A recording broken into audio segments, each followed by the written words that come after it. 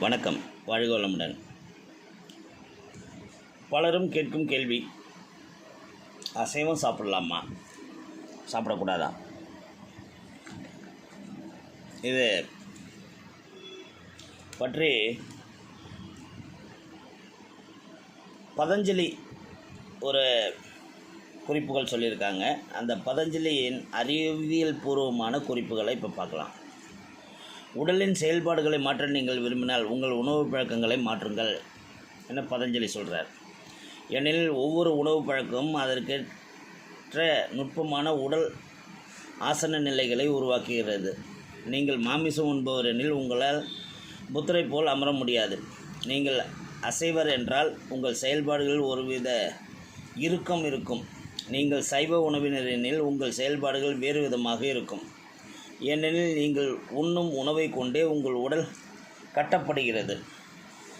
இது தற்செயல் அல்ல. உடம்புக்குள் எதையெல்லாம் நீங்கள் நிரப்புகிறீர்களோ அதையே உடம்பு பிரதிபலிக்கும். பதஞ்சலியின்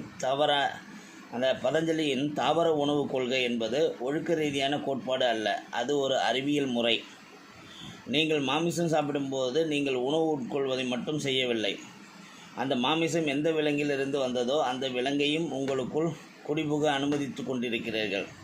அந்த குறி ஒரு குறிப்பிட்ட தன்மையுள்ள உடலின் பகுதி. அந்த குறி ஒரு குறிப்பிட்ட இயல்புக்கு ஒரு பாணியின் ஒரு பகுதி. ஒரு சில மணி நேரத்திற்கு முன்பு தான் அது மாமிசம் ஒரு விலங்காக இருந்தது. எனவே அது அந்த விலங்கின் அனைத்து பதிவுகளையும் பழக்கங்களையும் தன்னில் கொண்டிருக்கிறது. நீங்கள் மாமிசம் உண்ணும்போது உங்களின் பல தன்மைகள் அதனால் பாதிக்கப்படும். மேலும் நீங்கள் உணர்ச்சி கொண்டவராக இருந்தால் குறிப்பிட்ட பண்டங்களை நீங்கள் உண்ணும் போதெல்லாம் குறிப்பிட்ட சில மாற்றங்கள் உடனடியாக வருவதை நீங்கள் உணர முடியும். எப்படி சாராயத்தை நீங்கள் உட்கொண்டால் பின் நீங்கள் பழைய மாதிரி இருப்பதில்லையோ அதே போலவே ஒவ்வொரு உணவும் அதனுடைய தன்மையை கொண்டிருக்கிறது.